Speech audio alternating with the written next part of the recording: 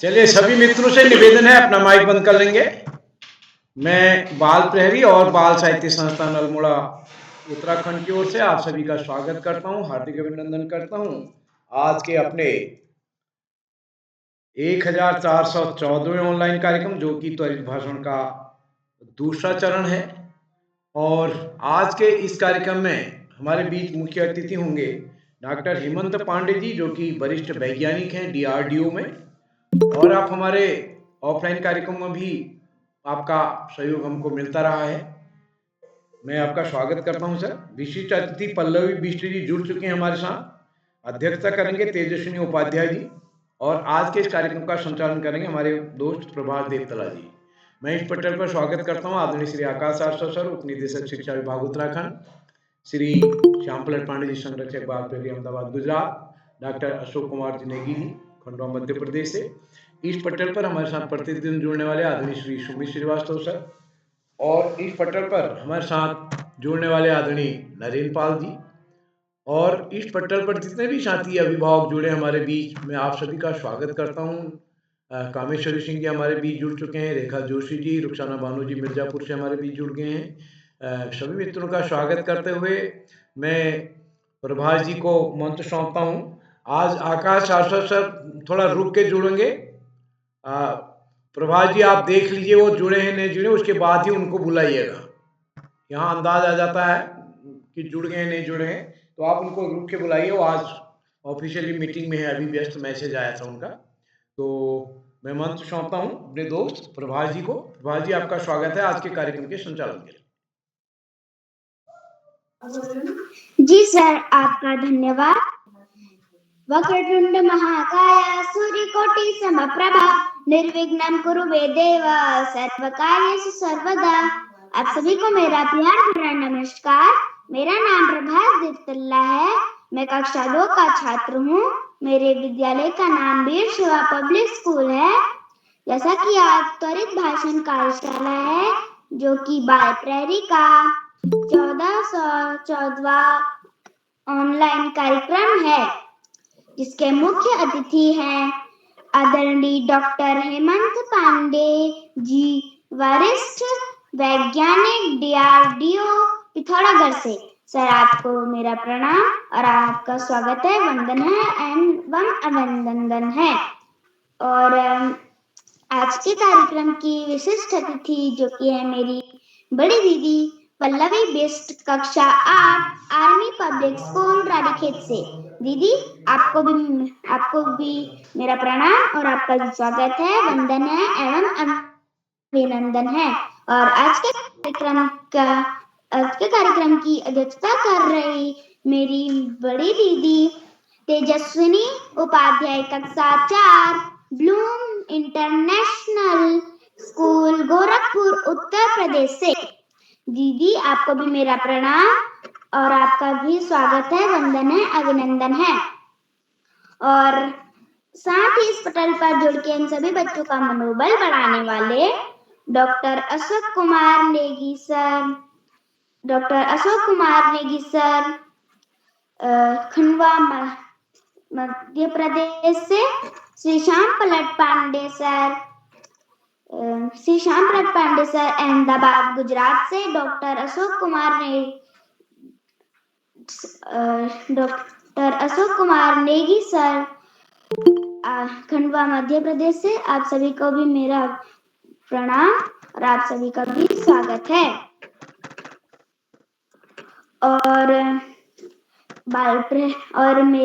और श्री उदय क्राला सर जी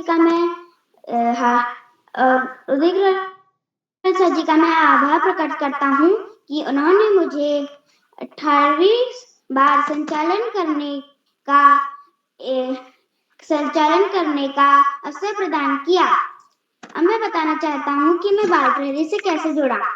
मैं अपने ताऊ जी सुरेश देवतला जी के माध्यम से जुड़ा। उन्होंने मुझे जोड़ा और मैं बताना चाहता हूँ कि मेरा संचालन करने का मन कैसे हुआ। जब मैंने देखा कि मुझसे छोटे, मुझसे बड़े और मेरे ही क्लास में पढ़ने वाले बच्चे इतना अच्छा संचालन कर ले रहे हैं, तो मैं क्यों देवकरौला सर जी से बात की और उन्होंने मेरा टेस्ट लिया। मैं उस टेस्ट में पास हो गया और श्री देवकरौला सर जी ने मुझे संचालन में डाला। तो अब मैं ज्यादा समय न लेते हुए आपसे इस अतिथि को आमंत्रित करती हूँ, जो कि है मेरी बड़ी दीदी पल्लवी बिष्ट, कक्षा 8, आर्मी पब्लिक स्कूल रानीखेत से। दीदी, क्या आप उपस्थित हैं? जी भाई, मैं उपस्थित हूँ। क्या आपको मेरी आवाज आ रही है? जी, आपकी आवाज आ रही है। आपका स्वागत है। जी भाई, आपका बहुत बहुत आभार एवं अभिनंदन। यहाँ उपस्थित शिक्षक, अभिभावक एवं प्रतिभागियों को मेरा सादर प्रणाम। मेरा नाम पल्लवी बिष्ट है। मैं कक्षा 8 आर्मी पब्लिक स्कूल रानीखेत की छात्रा हूँ। जैसा कि आप सभी जानते हैं कि आज बाल पहेली का 1014वां ऑनलाइन कार्यक्रम है, जो कि त्वरित भाषण कार्यशाला है। तो आज के इस कार्यक्रम के मुख्य अतिथि आदरणीय डॉक्टर हेमंत पांडे जी, वरिष्ठ वैज्ञानिक, DRDO पिथौरागढ़ से, एवं नन्हे संचालन मेरे छोटे भाई प्रभास देव तल्ला, कक्षा 2, P Shiva public school Chauktiya से। भाई, आपके संचालन के लिए बहुत बधाई। एवं आज के इस कार्यक्रम की अध्यक्षता करती मेरी छोटी बहन तेजस्वी उपाध्याय, कक्षा 4, Bloom international school, Gorakhpur, Uttar Pradesh से। आप सभी को मेरा प्रणाम और आप सभी का स्वागत है। एवं डॉक्टर अशोक कुमार नेगी सर, संरक्षक बाल पहेली, खंडवा, मध्य प्रदेश से। संरक्षक बाल पहेली, अहमदाबाद, गुजरात से आदरणीय श्री श्याम पांडे सर। एवं शिकार शाश्वत सर, उपनिदेशक शिक्षा विभाग, देहरादून से। आप सभी को मेरा प्रणाम और आपका इस कार्यक्रम में स्वागत है एवं अभिनंदन है। मैं तहे दिल से आभार व्यक्त करना चाहती हूँ बाल पहेली के संपादक आदरणीय श्री उदय गिरोला सर जी का, जिन्होंने मुझे आज के इस कार्यक्रम में विशिष्ट अतिथि के तौर पे आमंत्रित करा। सर, आपका बहुत बहुत आभार और आपका भी इस कार्यक्रम में अभिनंदन एवं स्वागत है। त्वरित भाषण। त्वरित भाषण एक ऐसा त्वरित भाषण कार्यशाला। यह एक ऐसी भाषण कार्यशाला है जिसमें हमें तत्काल ही एक विषय दिया जाता है, जिसमें हमें उसी विषय पे अपना भाषण देना होता है। यह कार्यशाला मेरी पसंदीदा कार्यशाला में से एक है। यह हमारे सोचने, बोलने एवं भाषण देने के कौशल को बढ़ाता है। तो भाई, मेरा आपसे निवेदन है कि आप मुझे मेरा विषय दे दीजिए। जी दीदी, आपका विषय है भोजन की बर्बादी ठीक नहीं। जी भाई, आपका बहुत बहुत आभार। मेरा विषय है भोजन की बर्बादी ठीक नहीं। हाँ, भोजन की बर्बादी बिल्कुल ठीक नहीं है, क्योंकि भोजन एक अमूल्य धन है और हमें भोजन को भगवान की तरह पूजना चाहिए। हमें भोजन कभी बर्बाद नहीं करना चाहिए, क्योंकि दुनिया में कुछ ऐसे भी लोग होते हैं जो दो वक्त की रोटी के लिए भी तरसते हैं। हमें उतना ही भोजन अपनी थाली में लेना चाहिए जितना हम खाएं। अगर हमें कोई भोजन बर्बाद करते हुए दिखे तो हमें भी उसे रोकना चाहिए। हमें भोजन बड़ी मेहनत से मिलता है, इसलिए हमें भोजन बर्बाद नहीं करना चाहिए। भोजन उत्पन्न करने के लिए किसान इतनी मेहनत करते हैं खेतों में, तो एक बार आप भोजन बर्बाद करने से पहले उन किसानों की मेहनत और उनके खेतों में बहे पसीने के बारे में जरूर सोचें। भोजन हमें कभी बर्बाद नहीं करना चाहिए। और अगर कोई इंसान भोजन बर्बाद कर भी रहा है, तो या तो आप उसे रोकिए या आप उसे इसके बारे में सलाह दीजिए कि हमें भोजन नहीं बर्बाद करना चाहिए। भोजन बहुत लोगों को नहीं मिलता है, और अगर आपके घर में भोजन बच रहा है या वो नहीं खाया जाता या वो खराब हो गया, तो भोजन को आप फेंक नहीं सकते हो, आप गाय को दे सकते हो। आदि चीजों में आप उसे दे सकते हो। अगर भोजन बच रहा है और अगर जूठा है भोजन और कोई नहीं खाता है, तो आप उसे गाय को दे सकते हो। और हमें गरीबों को भी हमेशा भोजन खिलाना चाहिए। हमें कभी भी ज्यादा भोजन ना बनाना चाहिए। हमें उतना ही भोजन बनाना चाहिए जितना घर के परिवार के सदस्यों के लिए उपयुक्त हो। मैं कभी भोजन नहीं बर्बाद करती हूँ। मैं उतना ही भोजन लेती हूँ जितना भोजन मुझे चाहिए होता है। अगर मेरा थोड़ा भोजन भी ज्यादा हो जाता है, तो मैं उसे खा लेती हूँ, ऐसे बर्बाद नहीं करती। और आपको कभी अगर आपको कोई शादी, पार्टी या आदि जगहों पे मुफ्त का खाना मिल रहा है, तो आप उसे मुफ्त समझ के बर्बाद ना करना, क्योंकि वहां तो आपको मुफ्त में मिल जाएगा, पर एक दिन आप भी उस भोजन के लिए तरसोगे जब आपको बिल्कुल भोजन नहीं मिलेगा। इसलिए मैं आपको यही सलाह देना चाहती हूँ या मेरा आपसे आग्रह है कि आप कभी भोजन ना बर्बाद करें एवं दूसरों को भी भोजन ना बर्बाद करने की सलाह दें। धन्यवाद। जी दीदी, आपकी प्रस्तुति बहुत ही अच्छी रही। आपने बताया कि हमें अब जितनी भी भूख हो हमें उतना ही खाना खाना चाहिए। तो आपको आपको बहुत बहुत बधाइयाँ। और अब मैं आगे बढ़ने से पहले कार्यशाला के कुछ नियम बताना चाहता हूँ। नियम क्रमांक 1, अगर कोई भी प्रतिभागी प्रतिभाग कर रहा है तो वह अपना माइक एवं कैमरा ऑन रखे। नियम क्रमांक 2, अगर कोई भी प्रतिभागी प्रतिभाग कर रहा है तो कोई अन्य प्रतिभागी अपना माइक एवं कैमरा ऑन करके उसकी प्रतिभाग में व्यवधान ना डालें। नियम क्रमांक 3, अगर कोई भी छोटा बच्चा प्रतिभाग कर रहा है तो पीछे से कोई भी अभिभावक सहायता ना करे, उसे स्वयं बोलने दे। तो अब मैं कार्यशाला के बारे में कुछ बताना चाहता हूँ।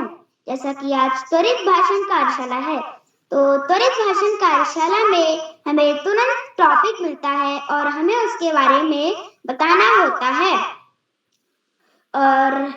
और अब मैं आगे बढ़ता हूँ और आमंत्रित करता हूँ आज के पहले प्रतिभागी, जो कि है मेरी बड़ी दीदी खुशी भोज, कक्षा 6, राजकीय उच्च प्राथमिक विद्यालय बुटोली अल्मोड़ा से। क्या दीदी आप उपस्थित हैं?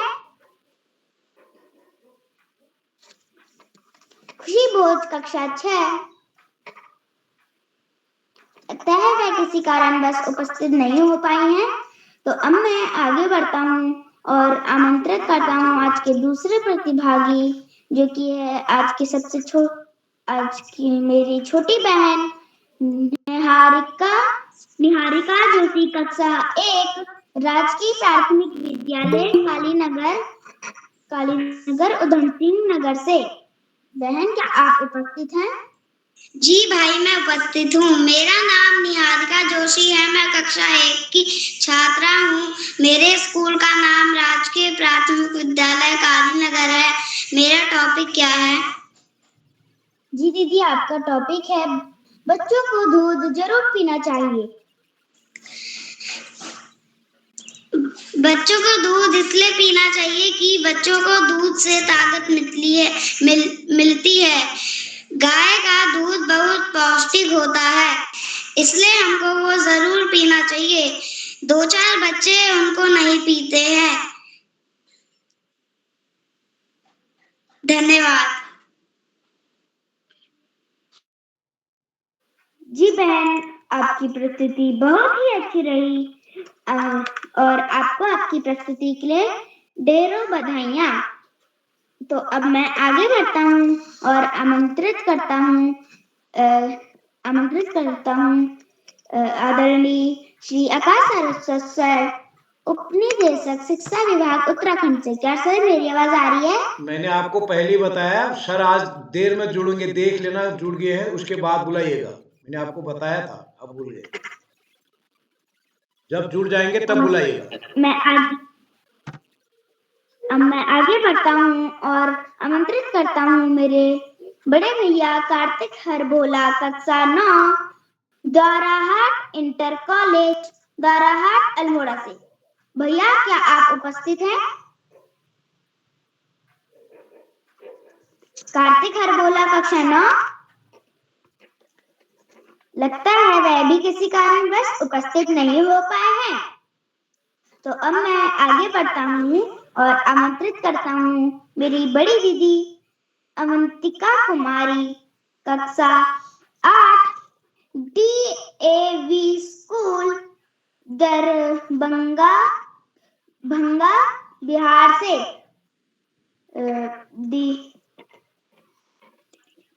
दीदी, क्या आप उपस्थित हैं? अवंतिका कुमारी, कक्षा 8।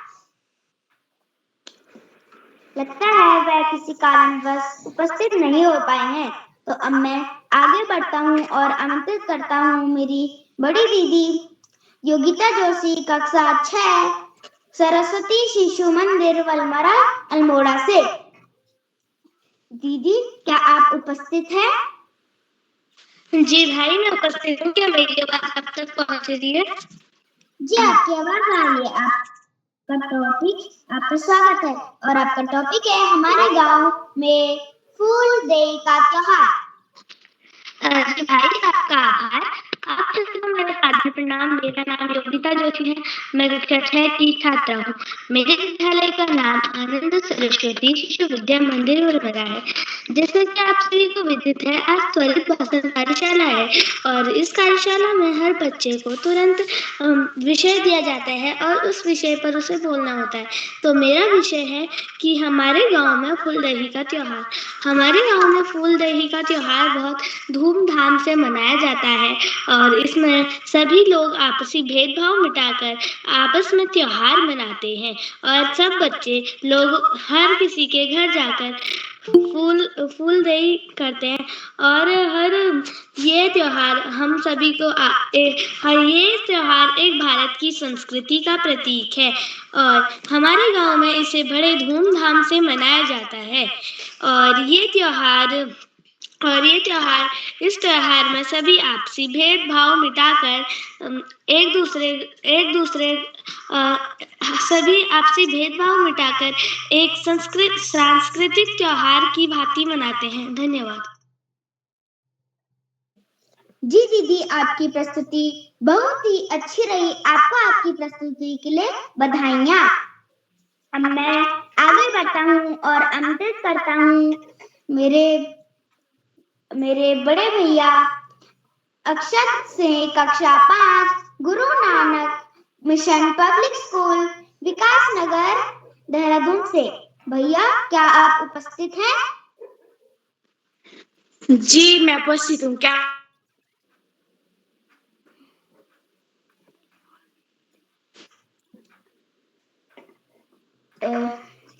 जी भैया,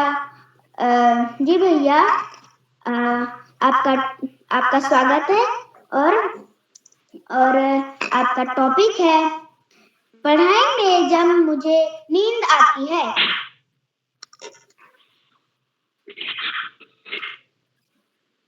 मेरा नाम अक्षर सिंह है। मैं कक्षा 5A का छात्र हूँ।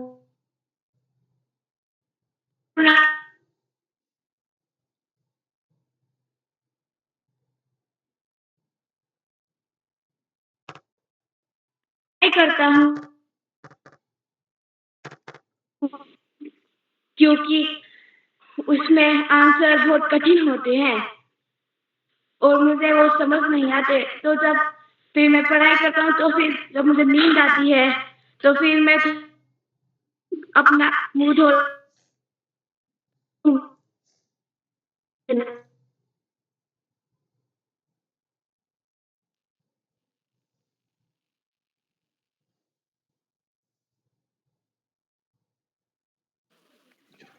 जी भाई, आपकी प्रस्तुति बहुत ही अच्छी रही। आपको आपकी प्रस्तुति के लिए ढेरों बधाइयाँ। अब मैं आगे बढ़ता हूँ और आमंत्रित करता हूँ आज के सबसे छोटे प्रतिभागी अदम्य अग्रवाल यूकेजी वायुसेना विद्यालय बरेली उत्तर प्रदेश से। भाई, आप उपस्थित हैं? हाँ भैया, मैं उपस्थित हूँ। क्या आवाज आ रही है? और आपका टॉपिक है मेरा भाई। मेरा भाई मुझे बहुत प्यार करता है। मेरे भाई का नाम है मिशेल अग्रवाल। उसकी कक्षा है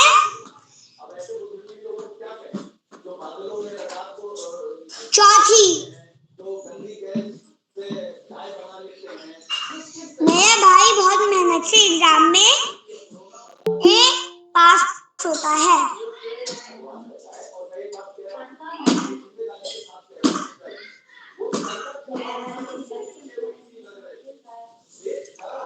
मेरा भाई मेरे संग खेलता है और पढ़ लेता है।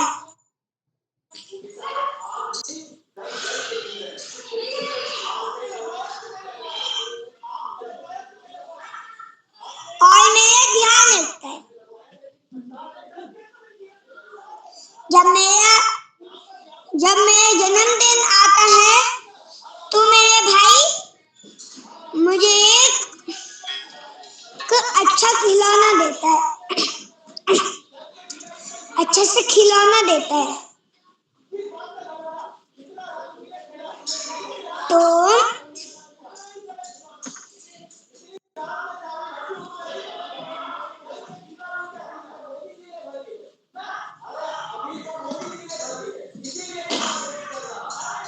धन्यवाद। जी भाई, आपकी प्रस्तुति बहुत ही अच्छी रही और आप सबसे छोटे प्रतिभागी हो के भी इतनी अच्छी प्रस्तुति दिए, तो आपकी प्रस्तुति बहुत ही अच्छी रही। आपको आपकी प्रस्तुति के लिए बहुत बहुत बधाइयाँ। तो अब मैं आदरणीय डॉक्टर हेमंत पांडे जी, वरिष्ठ वैज्ञानिक DRDO पिथौरागढ़ से, सर क्या मेरी आवाज आ रही है? आमंत्रित करता हूँ कि सर मेरी आवाज आ रही है? हाँ हाँ आ रही है भैया, आपकी आवाज आ रही है। स्वागत है। धन्यवाद भैया। ये त्वरित भाषण प्रतियोगिता जो कार्यशाला आप लोग कर रहे हो, इसमें जो भी निर्णायक मंडल है और जो आप प्रतिभागी बच्चे हो, आप सभी को मेरा नमस्कार। मेरा नाम डॉक्टर हेमंत कुमार पांडे है। मैं defence research and development organisation के DRDO भी कहते हैं, उसमें वरिष्ठ वैज्ञानिक के पद पे कार्यरत था और 38 वर्ष वहां कार्य करने के उपरांत मैं अभी फरवरी 2025 में सेवानिवृत्त हुआ हूँ। और मैंने 38 वर्षों में से 35 वर्ष जो है हिमालयी जड़ी बूटियां जो है, हिमालयी मेडिसिनल प्लांट्स, उसमें शोध कार्य किए, उनके संरक्षण में और उनसे हर्बल प्रोडक्ट बनाने में। संरक्षण में मैं थोड़ा आपको बता देता हूँ बच्चों, क्योंकि आपको भी बड़े होके अगर वैज्ञानिक बनना चाहेंगे तो थोड़ा आपको प्रेरणा मिलेगी। तो मैंने क्या किया कि पूरे उत्तराखंड हिमालय, आप जानते हो ना कि जड़ी बूटी के भंडार के रूप में जाना जाता है। और आप प्राचीन काल में भी अगर हम अपने धर्म ग्रंथों को भी देखें तो इसमें जगह जगह जड़ी बूटियों का उल्लेख, ये जो जड़ी बूटियों के संदर्भ में जो है उत्तराखंड का उल्लेख हुआ है। अगर आप रामायण का ही प्रसंग लें ना, तो उसमें जब मेघनाथ की शक्ति द्वारा लक्ष्मण मूर्छित हुए तो उनके प्राण जो है उत्तराखंड के द्रोणागिरी पर्वत, उत्तराखंड में द्रोणागिरी पर्वत है जो कि ये जोशीमठ से थोड़ा आगे है, वहां पे संजीवनी बूटी हनुमान जी लाए और उनके प्राण बचाए। तो इसका मतलब ये है कि उत्तराखंड में ऐसी जड़ी बूटियां भी थी जो मृत पाए व्यक्ति को भी जीवित कर देती थी ना। तो ये, और वो वहीं पे जो ये द्रोणागिरी पर्वत के सामने ही माड़ा विलेज है, ये मलारी विलेज है, वो वहां के गांव के लोग हनुमान जी को की पूजा नहीं करते हैं। वो हनुमान जी से नाराज है कि भाई इतनी महत्वपूर्ण जड़ी बूटी थी और उस पूरी जड़ी बूटी, वो संजीवनी बूटी के लिए वो पूरा पहाड़ी उठा लेगी और हमारी जो आने वाली पीढ़ियां हैं वो जो ये संजीवनी बूटी से वंचित रह गई। तो ये महत्ता को दर्शाता है कि उत्तराखंड में ऐसे महत्वपूर्ण जो वो जीवन रक्षक जड़ी बूटियां भी पाई जाती थी। तो जो माड़ा विलेज में जो भी वहां के लोकल लोग हैं ना, वहां के लोग हैं, वो हनुमान जी से नाराज रहते हैं इस मामले में। तो हमने क्या किया, पूरा उत्तराखंड का सर्वे किया और उनके लोक जानकारियों के आधार पे और जो साहित्य था उसके आधार पे 200-250 किस्म की जड़ी बूटियों को कलेक्ट किया और उसका फिर पूरा आइडेंटिफिकेशन करवाया। अगर हम जड़ी बूटी को नहीं जानेंगे तो घास फूस है भैया, अगर हम उनको जानेंगे, उसका एक होता है कॉमन नेम होता है, दूसरा उसका बॉटनिकल नेम होता है। जो उसके जो लोकल नेम है या कॉमन नेम है वो तो हर जगह भाषा के हिसाब से बदलता रहता है, और जो उसका बॉटनिकल नेम है वो पूरे विश्व में एक ही होगा। अगर हम तुलसी कहेंगे, राम तुलसी कहेंगे, तो उसका अगर तो तुलसी के अलग अलग भाषाओं में अलग अलग नाम होंगे, लेकिन अगर हम ओशिमम सैंक्टम कहेंगे तो उसको अमेरिका वाले भी पहचान जाएंगे, जापान वाले भी पहचान जाएंगे, जर्मनी वाले भी पहचान जाएंगे और हिंदुस्तानी वाले भी पहचान जाएंगे ना। तो उसको हमने प्रॉपर आइडेंटिफिकेशन करवाया। और उसके जो उत्तराखंड है ना, जड़ी बूटियां, क्यों उत्तराखंड को जड़ी बूटियों का भंडार कहा जाता है, क्योंकि उत्तराखंड में एक ही समय में 4 किस्म की जलवायु मिलती है। एक तो तराई भाबर क्षेत्र की जलवायु, जिसका की समुद्र सतह से ऊंचाई जो है 800 फीट है, और 800 फीट से लेकर के 4000 फीट तक का जो एरिया आता है, तब गाड़ी जब ये तराई भाबर से ऊपर को गई तो नदियां और घाटियां आती है। वो, और 4000 फीट से लेके फिर 9000 फीट तक का एरिया को कहते हैं लघु हिमालय, और 9000 फीट से 14000 फीट तक की एरिया को कहते हैं महा हिमालय या हायर हिमालयास। तो ये 4 किस्म की जलवायु एक समय में ही मिलती है। जैसे अभी प्लेन्स में गर्म हो लग गया है, तो अभी लघु हिमालय में अभी हम लोगों ने जैकेट पहनी हुई है, और अब वही हम अगर हाई एल्टीट्यूड में 9000 फीट से ऊपर चले जाएंगे तो वहां पे अभी भी पूरा जैसा कि हमारे यहाँ ठंड में होता है वैसा माहौल होगा। तो ये जो जलवायु विविधता है ये जड़ी बूटियों को उगाने के लिए बड़ा अच्छा वातावरण प्रदान करती है। तो हमने फिर ये उत्तराखंड के जो अलग अलग क्लाइमेटिक जोन्स हैं, जैसे तराई भाबर क्षेत्र, नदी हिमालय, नदी घाटिया, लघु हिमालय और महा हिमालय, तो उसमें हर्बल गार्डन डेवलप किया कि लोगों को उन जड़ी बूटियों के बारे में जानकारी हो। और फिर हमने उस पर वैल्यू एडिशन में कुछ हर्बल प्रोडक्ट बनाए। काफी मेहनत से, हमने 15 साल की मेहनत से सफेद दाग, जिसको आप ल्यूकोडर्मा कहते हैं ना, leuco means white and derma means skin, उसका कोई इलाज नहीं था। तो हमने 15 साल की मेहनत से उसका एक बड़ा कारगर इलाज खोजा। इवन उसका इलाज तो अमेरिका में जो डेवलप कंट्रीज है वहां पे भी नहीं है। तो हमने 15 साल की मेहनत से इसका इलाज खोजा, उसके पूरा वैज्ञानिक ढंग से खोजा, पूरा उसके पूरे जो अलग अलग होती है कि प्लांट आइडेंटिफिकेशन हो गया, उसकी पूरी फार्माकोलॉजी हो गया, टॉक्सिकोलॉजी हो गया कि उसमें कोई विषाक्त गुण तो नहीं है, और उसके जो क्लिनिकल ट्रायल है वो ह्यूमन सब्जेक्ट में होते हैं। तो वो सारे करके तो वो ये प्रोडक्ट को फिर हमने 2 पेटेंट उसमें फाइल किए, और वो ये उसमें पेटेंट फाइल करके जब वो हो गया तो उसकी तकनीकी हमने 4 कंपनी को हस्तांतरित की। और एमिल कंपनी दिल्ली की एक काफी रेप्यूटेड कंपनी है जो कि उसको ल्यूकोस्किन नाम से बाजार में उतारा है। और ये अपने ट्रायल में हजारों लोगों को इसमें ठीक किया था, और कंपनी क्लेम करती है कि 2 से 3 लाख लोगों को उन्होंने ठीक कर चुके हैं। क्योंकि ये जो ल्यूकोडर्मा है ना, सफेद दाग, वो बड़ा काफी ये है सोशल स्टिग्मा, इसको सामाजिक अभिशाप भी वो हो जाता है। और जो इसे व्यक्ति है वो काफी मानसिक रूप से काफी डिप्रेस्ड सा रहता है, क्योंकि वो लोग ये उसको लगता है कि लोग मेरे से भेदभाव कर रहे हैं। अगर किसी को सफेद दाग वाले को हम देखते हैं ना तो हम खुद भी डरते हैं कि कहीं किसी को ये इसके हाथ से, अगर सफेद दाग वाले हाथ से हम कुछ खाएंगे तो कहीं हमें ना हो जाए। तब ये फैलने वाली बीमारी बिल्कुल नहीं होती है, लेकिन एक कॉस्मेटिक प्रॉब्लम बहुत है। तो इसका हमने इलाज खोजा और काफी कारगर इलाज है। और लिक्विस्किन करके ये अमेजन में भी है और फ्लिपकार्ट वगैरह में भी है। इसको घर में भी कुछ आप लोग किसी को हो तो आप नोट कर लें, अगर किसी को जरूरत पड़े, आपको लगे कि किसी आदमी को सफेद दाग हाथ में दिख रहा है या चेहरे में कहीं दिख रहा है या कहीं अन्य भागों में दिख रहा है, तो आप उसको मेरा नंबर भी दे सकते हो। और वो ल्यूकोस्किन करके बाजार में है और उसको खरीद लें। और जो भी सलाह होगी तो मैं रोज कम से कम 8 से 10 फोन रिसीव करता हूँ कि लोग पूछते रहते हैं मुझसे कि कैसे हमने इसका इलाज करना है, क्योंकि इसका जल्दी कोई इलाज ही नहीं है। और जो दवाइयां है उसकी जो प्रभाविता है वो 10 से 15% से ज्यादा है ही नहीं। आयुर्वेद में भी इसका कुछ इलाज है, और एलोपैथी में तो इसको केवल स्टेरॉइड्स वगैरह देते हैं।